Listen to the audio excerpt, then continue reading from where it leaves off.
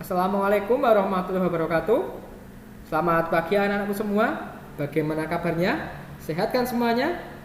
Ya, tetap semangat belajar ya anak-anak ya.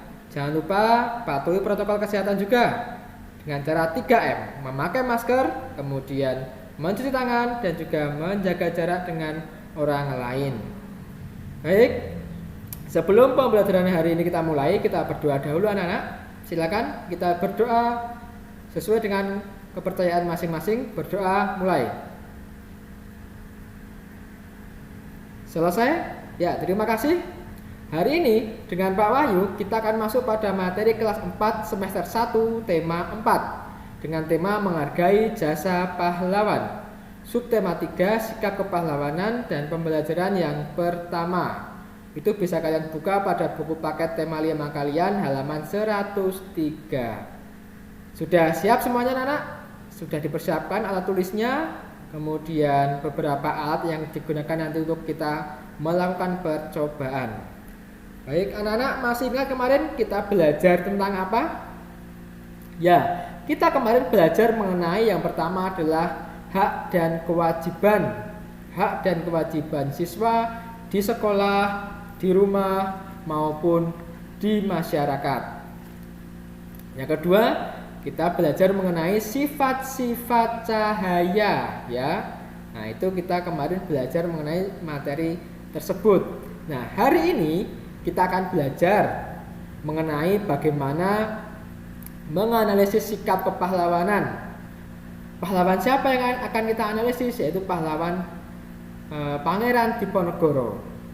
Selanjutnya kita juga akan belajar mengenai bagaimana cara menemukan sifat bayangan pada cermin datar, cermin cekung, dan juga cermin cembung. Ya, sudah siap semuanya? Oke. Silakan disimak anak-anak. Ada sebuah gambar di mana ada seorang anak sekolah sedang apa itu anak-anak? Ya, anak sekolah tersebut sedang membantu orang tua yang hendak menyeberang jalan. Mengapa orang tua itu harus dibantu anak-anak? Ya, karena orang tua sudah mempunyai penurunan kemampuan dalam berjalan maupun melihat. Oleh karena itu kita sebagai orang yang lebih muda hendaknya peka terhadap keadaan di mana ada beberapa orang yang membutuhkan bantuan kita. Nah, dari sini menurut kalian sikap apakah yang bisa kalian contoh anak-anak? Ya, beberapa sikap yang bisa dicontoh dari anak sekolah tersebut adalah yang pertama, peduli. Peduli dengan orang lain. Yang kedua, ikhlas. Tidak mengharap imbalan. Yang ketiga, berani untuk membantu orang tua dalam menyeberang jalan. Kemudian yang keempat, rela berkorban. Bagaimana kok rela berkorban? Mungkin anak tersebut hendak pulang sekolah, akan tetapi dia melihat seorang nenek kebingungan untuk menyeberang jalan. Akhirnya dia memberhentikan langkahnya dan dia tolong nenek tersebut. Ya, itu adalah beberapa sikap yang bisa kalian contoh dari gambar tersebut. Oke. Selanjutnya, apakah dia bisa disebut sebagai pahlawan anak-anak? Bisa tidak? Ya, bisa. Anak tersebut bisa disebut sebagai pahlawan. Karena apa? Jasanya menolong orang lain. Karena pahlawan itu adalah orang yang mempunyai sifat mulia. Seperti itu ya. Selanjutnya, anak-anak sendiri, apakah kalian juga pernah menolong orang lain? Pernah tidak? Coba, siapa yang kamu tolong? Diingat-ingat dulu. Apakah kalian pernah menolong orang lain? Pasti pernah ya kan? Karena murid Pak Wahyu pasti baik-baik semua, hebat-hebat semua. Siapa yang kamu tolong anak-anak? Dan mengapa perlu kamu tolong? Ya, sudah tahu jawabannya ya? Oke, siapa yang kamu tolong? Kemudian mengapa perlu kamu tolong? Seperti itu. Nah, pada pembelajaran kali ini kita akan masuk pada materi sikap-sikap kepahlawanan. Silakan kalian buka buku tema 5 kalian, halaman 103. Sikap-sikap kepahlawanan. Di sini kita akan mempelajari ada 5 sikap kepahlawanan. Yang pertama adalah berjuang dengan ikhlas. Yang kedua adalah berani karena benar. Yang ketiga adalah pantang menyerah. Yang keempat rela berkorban. Yang kelima menegakkan keadilan dan kebenaran. Baik, kita bahas satu persatu ya anak-anak ya. Silakan diperhatikan semuanya sambil membuka buku paket halaman 103. Yang pertama, berjuang dengan ikhlas. Salah satu sikap pahlawan yang patut diteladani adalah berjuang dengan ikhlas anak-anak. Mereka tidak mengharapkan imbalan dalam berjuang. Mereka malah mau mengorbankan harta dan jiwa raganya demi menegakkan cita-cita kemerdekaan. Mereka tidak berjuang untuk mengharapkan harta, pangkat, ataupun jabatan. Tujuannya untuk mencapai cita-cita luhur bagi kemerdekaan bangsa. Itulah pengertian dari berjuang dengan ikhlas pada sikap kepahlawanan yang pertama. Baik, sudah dipahami ya? Lanjut pada sikap yang kedua anak-anak, yaitu berani karena benar. Sifat berani berhubungan erat dengan kebenaran. Seseorang tidak akan takut jika dia sedang memperjuangkan kebenaran. Orang berani tidak sama dengan nekat anak-anak. Para pejuang berani melawan penjajah karena mereka memiliki cita-cita luhur membebaskan bangsa Indonesia dari belenggu penjajahan. Padahal saat itu musuh yang mereka hadapi bersenjata lengkap dan canggih. Akan tetapi dengan bermodalkan tekad yang kuat, para pahlawan berani melawan penjajah dengan persenjataan seadanya. Begitu hebat ya keberanian para pejuang kita dahulu. Itu yang patut kalian contoh anak-anak. Selanjutnya yang ketiga, pantang menyerah. Pantang menyerah berarti terus berjuang meskipun menghadapi berbagai rintangan. Jika perjuangan gagal, pahlawan tidak putus asa. Ia akan terus berjuang sampai kebenaran ditegakkan. Itulah sikap pantang menyerah. Selanjutnya, rela berkorban. Rela berkorban berarti bersedia mengorbankan dirinya bagi kepentingan orang lain.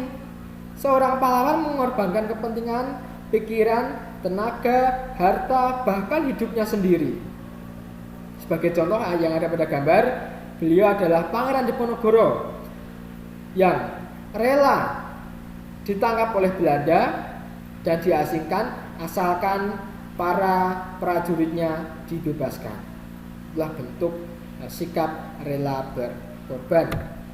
Selanjutnya, menegakkan keadilan dan kebenaran. Pahlawan adalah orang yang rela menegakkan keadilan dan kebenaran. Pada masa penjajahan, rakyat Indonesia diperlakukan tidak adil oleh penjajah. Padahal penjajahan bertentangan dengan hak asasi manusia. Niat untuk membebaskan rakyat dari penindasan dan menegakkan keadilan tersebut mendorong para pahlawan melawan penjajah. Itu ya. Sikap-sikap tersebut banyak dimiliki oleh para pejuang kita yang sering kalian kenal, yang sudah begitu banyak kita tahu para pahlawan seperti Pangeran Diponegoro, Jenderal Sudirman, kemudian Cut Nyak-Dien, kemudian Patimura dan lain-lain. Sampai di sini sudah paham ya anak-anakku semua ya? Baik, untuk lebih memperdalam pemahaman kalian, silakan kalian simak video berikut. Video berikut berisi tentang perjuangan Pangeran Diponegoro dalam melawan penjajah. Silakan disimak bersama-sama.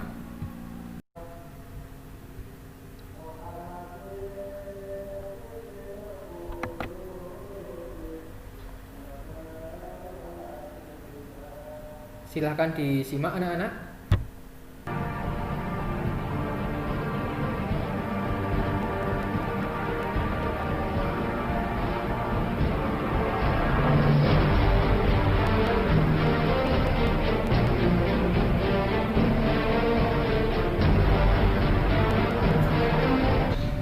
Diponegoro lahir 11 November 1785 sebagai putra sulung Hamengkubuwono III, seorang Raja Mataram di Yogyakarta, dari garwa selir Raden Ajeng Mangkorawati dari Pacitan.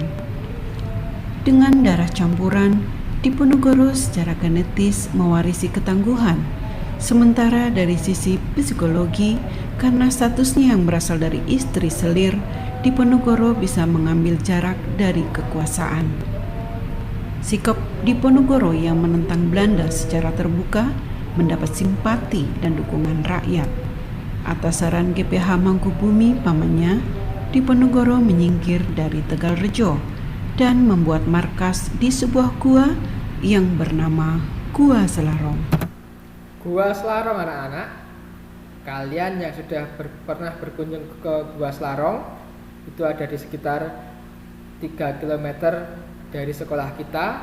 Nah, di sana ada beberapa gua yang digunakan sebagai tempat Pangeran Diponegoro dalam mengatur strategi, dan juga ada tempat persinggahan atau pesanggerahan yang ada di dekat Masjid Kembang Putian. Jika anak-anak pernah ke sana, itu adalah jejak sejarah dari Pangeran Diponegoro ya. Silakan dilanjutkan dalam mengamati videonya. Semangat perang Sabil yang dikobarkan Diponegoro membawa pengaruh luas hingga ke wilayah Pacitan dan Kedu. Salah seorang tokoh agama di Surakarta, Kyai Mojo, ikut bergabung dengan pasukan Diponegoro di Gua Selarong. Perjuangan Diponegoro juga didukung oleh Sunan Pakubono VI dan Raden Tumenggung Prawirodikdoyo, Bupati Kakatan. Menurut Peter Carey, dalam Takdir, riwayat Pangeran Diponegoro 1785 hingga 1855, disebutkan bahwa sebanyak 112 kiai, 31 haji, serta 15 syekh dan puluhan penghulu berhasil diajak bergabung. Selama perang, kerugian pihak Belanda tidak kurang dari 15.000 tentara dan 20 juta gulden. Berbagai cara terus diupayakan Belanda untuk menangkap Diponegoro, termasuk sayembara dipergunakan dengan hadiah 50.000 gulden. Perang Diponegoro merupakan perang terbuka dengan pengerahan pasukan-pasukan infanteri, kavaleri, dan artileri yang menjadi senjata andalan dalam pertempuran frontal di kedua belah pihak yang berlangsung dengan sengit. Front pertempuran terjadi di puluhan kota dan desa di seluruh Jawa.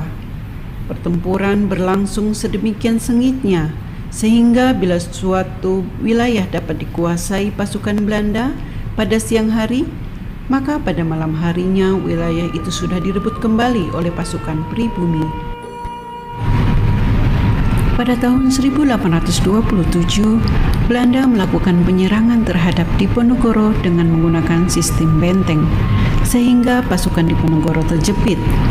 Pada tahun 1829, Kyai Mojo, pemimpin spiritual pemberontakan, ditangkap. Menyusul kemudian Pangeran Mangkubumi dan Panglima utamanya Sentot Alibasha menyerah kepada Belanda. Akhirnya pada tanggal 28 Maret 1830, Jenderal de Kock berhasil menjepit pasukan Diponegoro di Magelang. Di sana Pangeran Diponegoro menyatakan bersedia menyerahkan diri dengan syarat sisa anggota laskarnya dilepaskan. Maka Pangeran Diponegoro ditangkap dan diasingkan ke Manado. Kemudian dipindahkan ke Makassar hingga wafatnya di Benteng Rotterdam pada tanggal 8 Januari 1855. Ya, itulah tadi anak-anak mengenai bagaimana perjuangan Pangeran Diponegoro.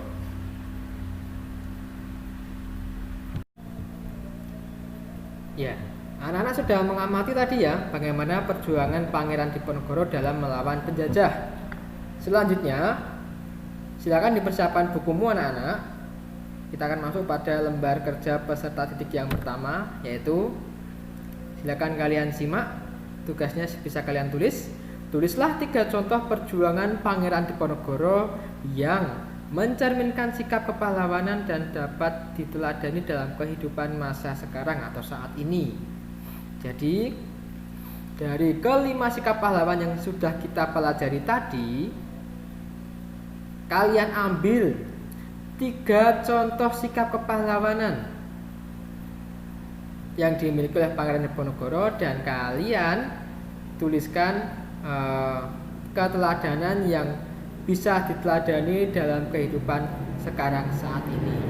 Jangan lupa dalam membuat atau dalam mengerjakannya menuliskan huruf kapital itu huruf besar dan kecil dengan benar, dan juga tanda baca yang tepat, tanda baca titik, koma, tanda seru, dan juga tanda tanya. Cara mengerjakannya silakan disimak. Ya, silakan bagian atas kamu tulis nama, kemudian judulnya Perjuangan Pangeran Diponegoro yang mencerminkan sikap kepahlawanan dan dapat diteladani dalam kehidupan masa sekarang. Silakan kalian tulis. Ada 3 ya. 1, sikap kepahlawanannya apa, kemudian contoh dalam kehidupan masa sekarang itu apa contohnya.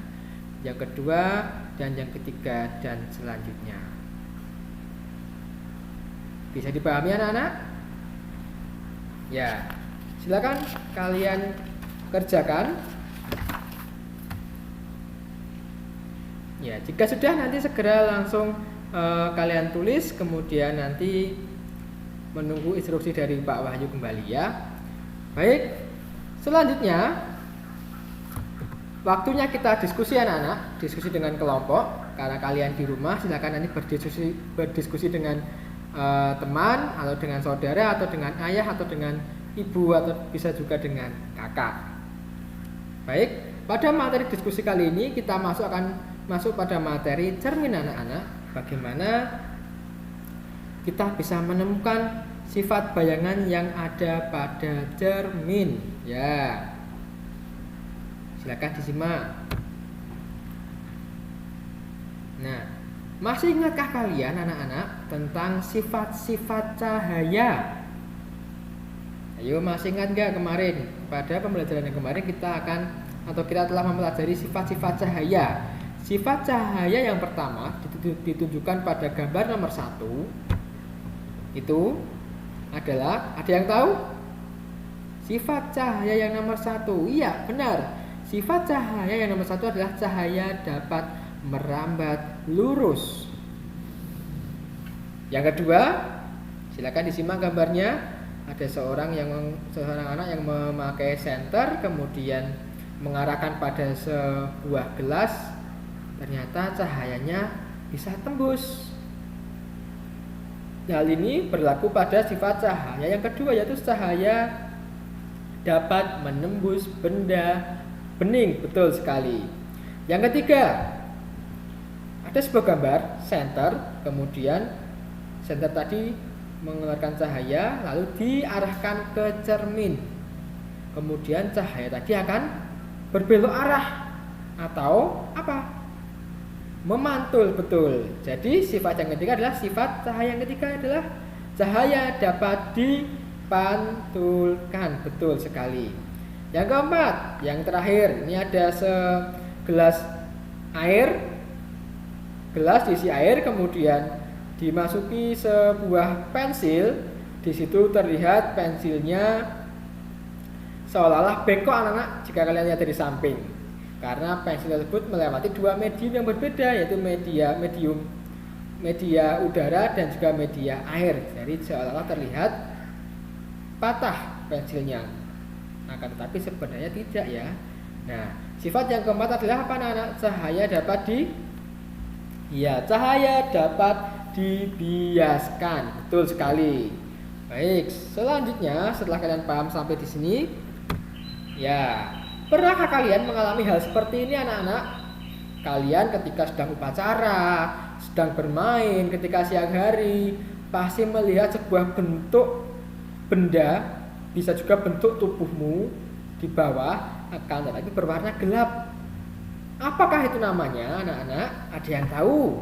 Apa nama dari benda berwarna gelap itu? Ya, ini namanya adalah, benar sekali, ini adalah bayangan anak-anak, bayangan dari tubuh anak ini. Oke. Selanjutnya, apakah yang akan muncul ketika kita berada di depan cermin? Kalian tentunya sering ya ketika hendak berangkat sekolah atau hendak bepergian pasti merapikan diri dahulu di depan cermin. Ketika kalian berada di depan cermin, apa yang akan muncul di situ? Ya, yang akan muncul adalah wajah kalian sendiri ya, atau bayangan kalian sendiri. Jadi di sini pengertian bayangan itu ada dua, anak-anak. Yang pertama, silakan disimak. Apa itu bayangan? Yang pertama adalah ruang yang tidak terkena sinar matahari karena terlindung benda. Ini seperti contoh nomor 1 tadi. Ini juga bayangan namanya. Bayangan berwarna gelap. Selanjutnya gambar yang kedua, gambar yang diperoleh dari pantulan. Nah, gambar yang diperoleh dari pantulan. Pantulan apa, anak-anak? Pantulan cermin. Cermin itu beda dengan kaca loh, anak-anak. Kalau cermin sifatnya memantulkan, akan tetapi kalau kaca sifatnya akan meluruskan atau akan meneruskan cahaya yang mengenai kaca tadi. Ya, beda ya anak-anak ya.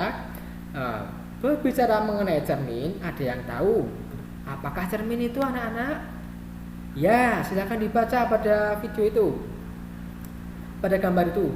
Cermin adalah sebuah benda dengan permukaan yang dapat memantulkan bayangan benda dengan sempurna. Tentunya kalian di rumah pasti punya cermin, ya, entah itu cermin yang besar atau cermin yang bisa dibawa kemana-mana. Itu semuanya bermanfaat untuk memantulkan bayangan benda dengan sempurna. Nah, kalian tahu bahwa cermin itu ternyata ada beberapa macam, anak-anak. Ada yang tahu cermin apa saja? Ya, silakan kita simak gambar berikut ini. Yang pertama, jenis-jenis cermin, yaitu cermin datar. Cermin datar mempunyai permukaan yang datar atau rata. Ini biasanya cerminnya digunakan di setiap rumah, menjadi peralatan rumah tangga. Hampir semua rumah pasti memiliki cermin datar ini. Oke, kalian punya kan di rumah?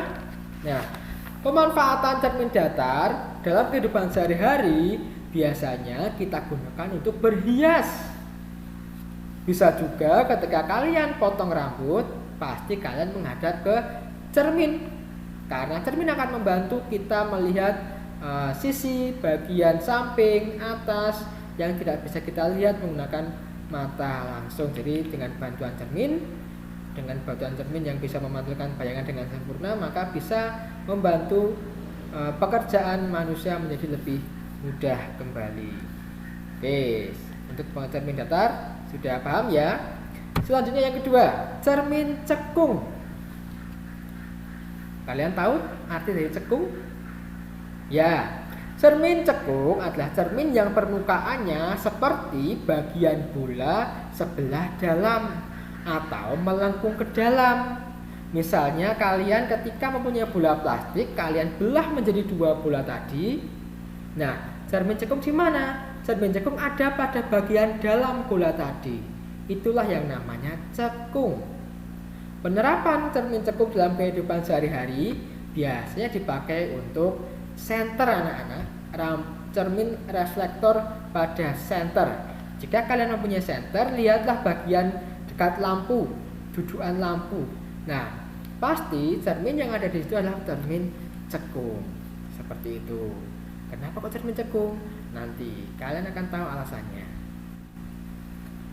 Ya, yang ketiga adalah cermin cembung. Yang tadi adalah cermin cekung, sekarang cermin cembung. Apa itu cermin cembung? Tentunya sudah sering kalian lihat ya anak-anak di pinggir jalan ketika kalian sedang bepergian.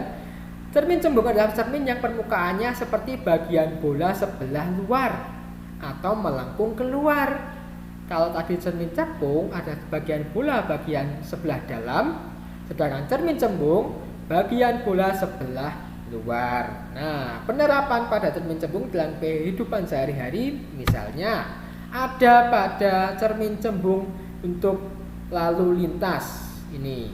Ini dipakai untuk pengendara supaya bisa melihat kanan kiri. Biasanya ada pada pertigaan ataupun perempatan untuk mengurangi tingkat kecelakaan. Kalian jika menemui seperti ini silakan kalian lihat.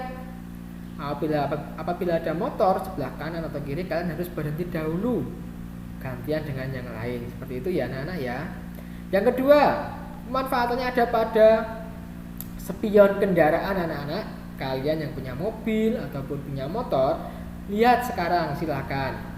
Spion yang ada pada kendaraan bermotor itu juga menggunakan spion model cermin cembung.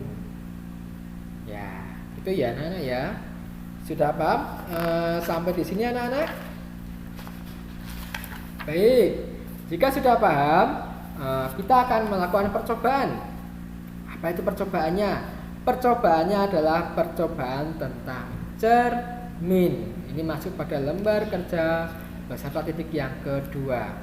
Bisa kalian buka juga buku paket kalian tema 5 halaman 108 dengan judul percobaan cermin. Adapun alat yang digunakan adalah cermin datar. Silakan disiapkan anak-anak cermin datarnya. Seperti yang Pak Wai tunjukkan, Pak Wai juga membawa sebuah cermin. Ya, ini adalah cermin datar karena permukaannya rata. Ya. Yang kedua adalah sendok makan stainless steel atau sendok makan yang terbuat dari besi. Ya, seperti ini anak-anak ya. Ini bisa kalian pilih pada sendok yang ada di rumah kalian. Pilihlah yang sendok yang paling bening, paling jernih, ya, seperti itu.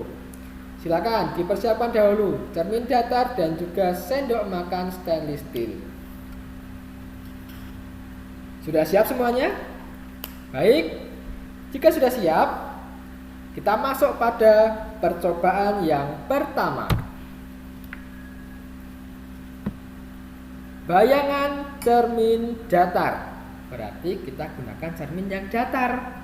Cermin yang kita biasa gunakan untuk bercermin anak-anak. Kalian ambil cerminmu. Ya sudah. Yuk. Sambil dibaca langkah kerjanya. Yang pertama adalah siapkan cermin datar. Sudah kalian siapkan? Dipegang. Kemudian yang kedua, letakkan cermin persis di depan wajahmu. Nah, seperti ini. Seperti yang Pak Wai contohkan seperti ini. Letakkan persis di depan wajahmu. Kemudian langkah kerja yang ketiga adalah amati bayangan yang dipantulkan. Kalian amati bayangan wajah kalian di situ. Sudah? Apakah ada wajah kalian di situ? Jika sudah, silakan kalian amati sifat bayangan cermin datar.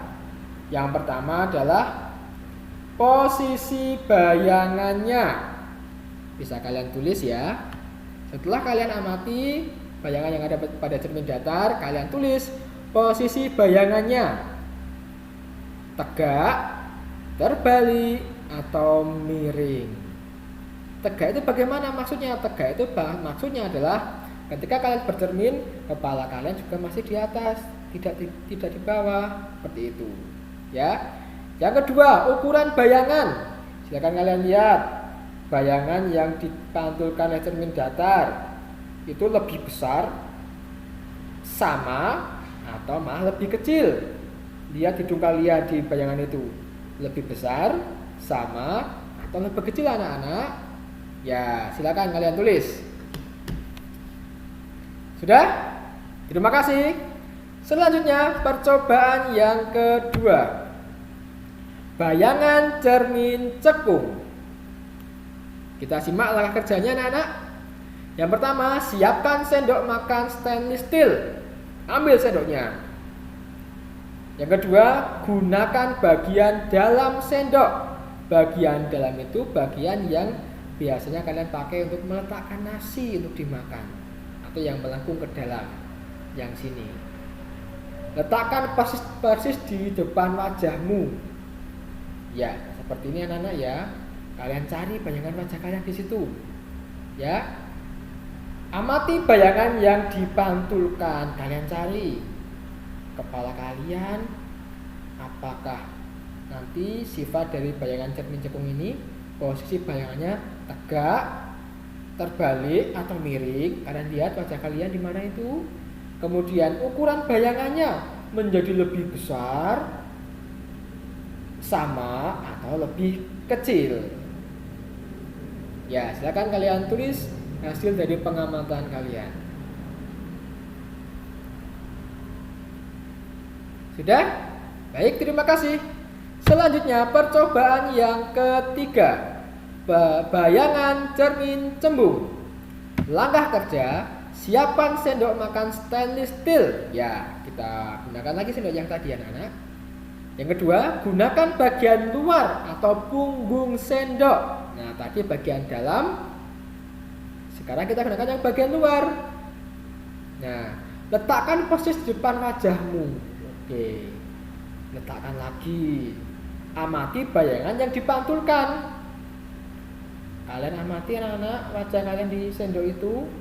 Sifat bayangan cermin cembung bagaimana? Bisa kalian tulis. Posisi bayangannya tegak, terbalik, kepalanya di bawah, atau malah miring. Yang kedua, ukuran bayangannya lebih besar dari wajahmu, atau sama saja, atau lebih kecil. Ya, silakan kalian tulis.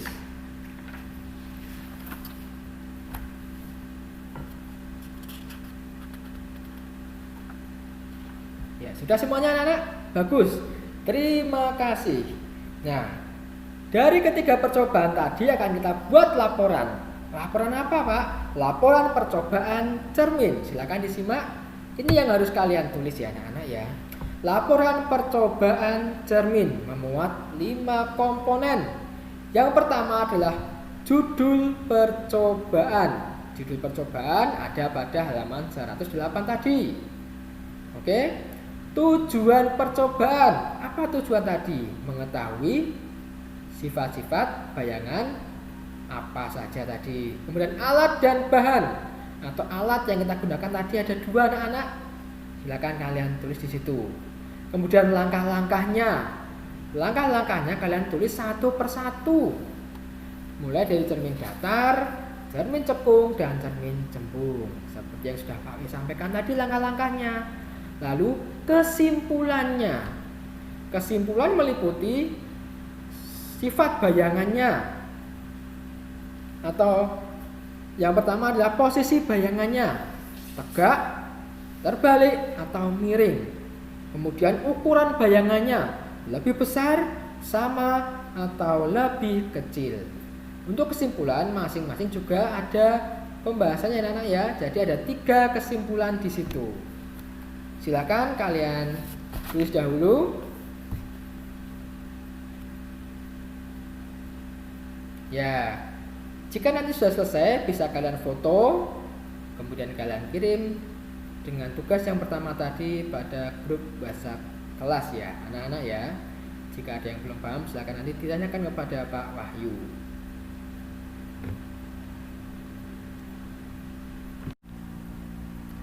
Ya, bagaimana anak? Sudah selesai semuanya? Bagus, terima kasih. Semangat belajar anak-anak ya. Nah, pada pembelajaran hari ini apa yang kamu pelajari hari ini anak-anak? Tadi kalian telah mempelajari apa saja? Yang pertama apa tadi? Ya, tadi kita belajar mengenai sikap-sikap kepahlawanan. Ada 5. Yang pertama apa tadi? Ayo. Ya, berjuang dengan ikhlas. Yang kedua adalah berani karena benar. Yang ketiga, pantang menyerah. Yang keempat, rela berkorban. Dan yang kelima, menegakkan keadilan dan kebenaran. Ya, pahlawan siapa tadi yang kalian analisis sifat-sifat kepahlawanannya? Betul, Pangeran Diponegoro. Materi yang kedua, kalian telah mempelajari apa tadi anak-anak? Ya, kalian mempelajari mengenai sifat-sifat bayangan yang dipantulkan oleh cermin datar, cermin cekung, dan cermin cembung. Ya, ada yang belum dipahami? Jika ada yang belum dipahami, silakan nanti bisa langsung WA Pak Wahyu langsung ya. Terima kasih. Selanjutnya nanti kalian akan mengerjakan soal evaluasi anak-anak. Nanti akan Pak Wahyu share pada deskripsi video di bawah ini ataupun pada WhatsApp kelas nanti ya anak-anak ya. Nanti tampilan soal evaluasinya seperti ini. Bisa kalian masukkan nama kalian, kemudian kalian kerjakan dengan cermat dan tepat. Ya, kiranya dari Pak Wahyu cukup sekian. Jika ada salah kata Pak Wahyu mohon maaf. Wassalamualaikum warahmatullahi wabarakatuh.